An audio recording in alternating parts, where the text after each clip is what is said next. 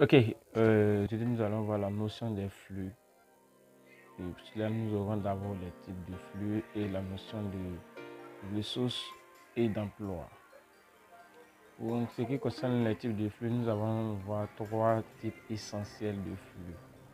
Et ces trois sont essentiels pour l'analyse des opérations. Ce sont les trois flux fondamentaux pour l'analyse des opérations d'une entité. Tout d'abord, nous allons voir les flux réels ou physiques.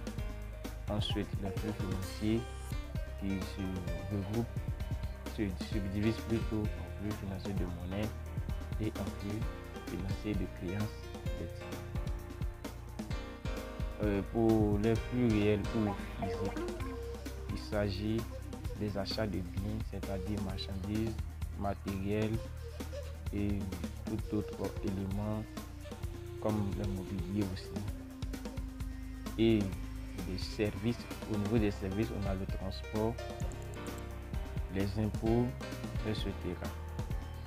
Maintenant, pour les flux financiers, donc les flux financiers de monnaie, là, ce sont des règlements en espèces, par chèque ou par tout autre moyen de paiement. Et pour les flux financiers de créances dettes, il s'agit des règlements à crédit ou les opérations dont le mot du règlement n'est pas précisé. C'est-à-dire dans un exercice, on a vente de marchandises 500 000. Là, vous voyez que le mot du règlement n'est pas précisé.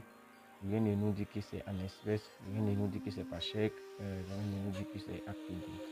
Dans ce cas, vous considérez que l'opération est faite à crédit.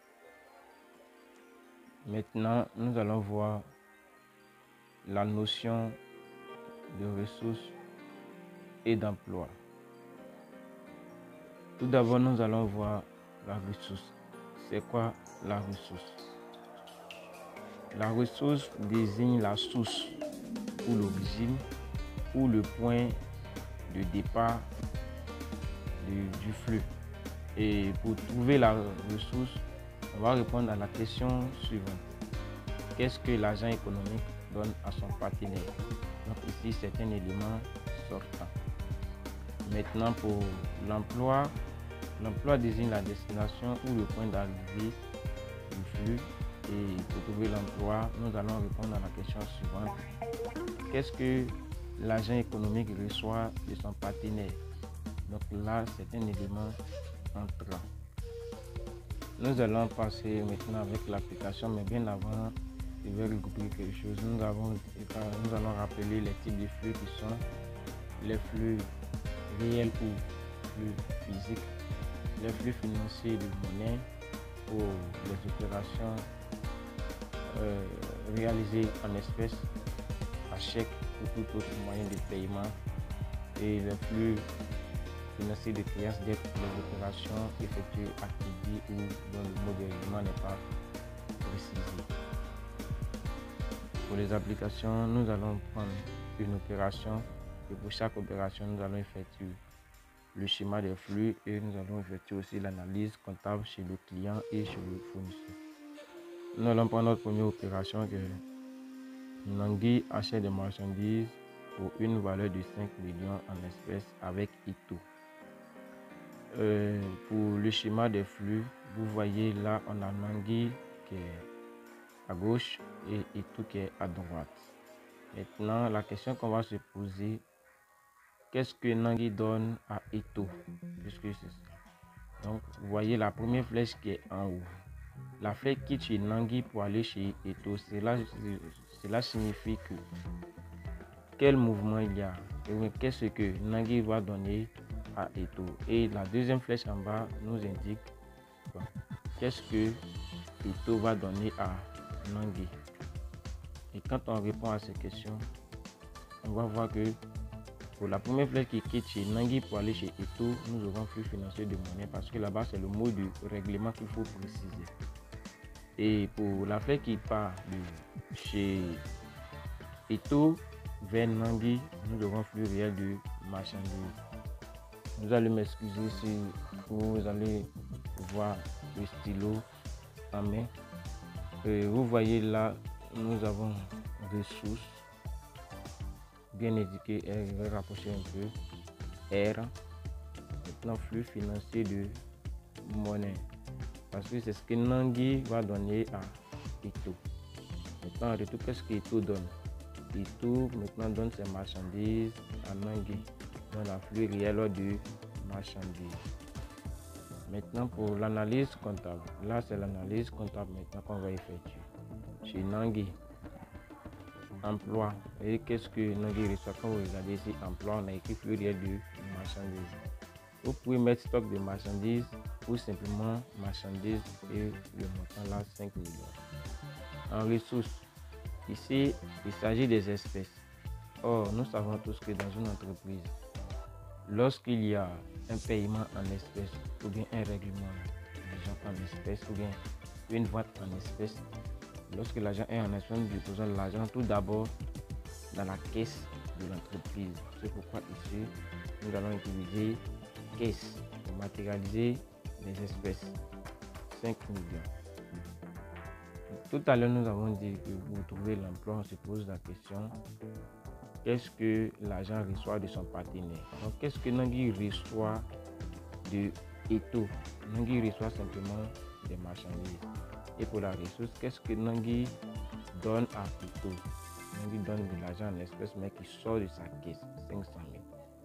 Maintenant, chez Ito, en emploi, qu'est-ce que Ito reçoit? Ito reçoit en principe des espèces. Donc, il, à son tour, va remettre l'argent dans sa caisse.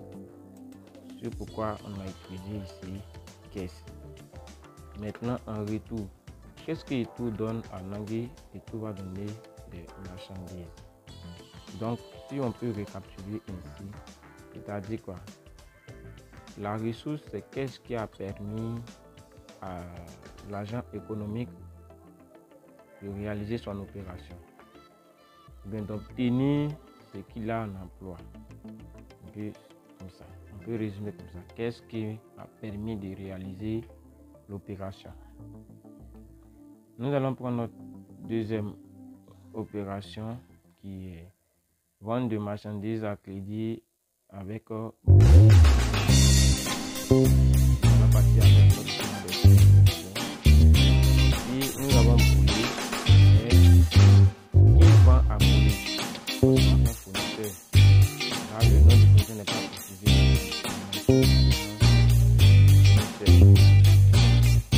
Maintenant, qu'est-ce que le fournisseur donne à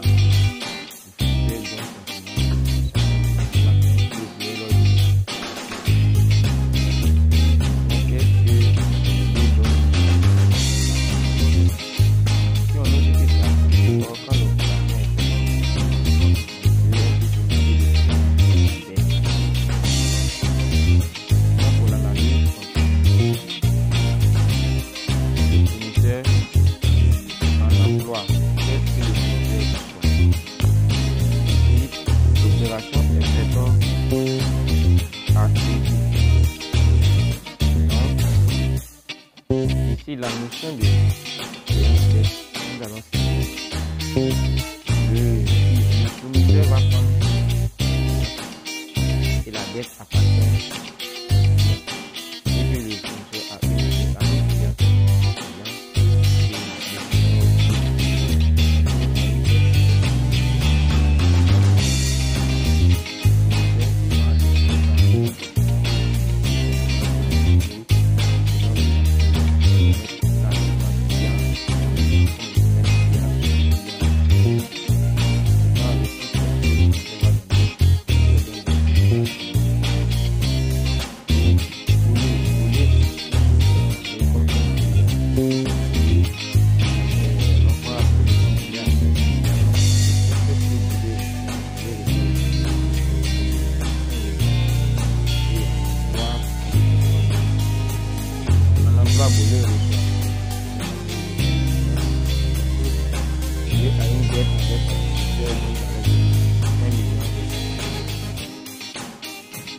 nous allons voir notre avant-dernier client.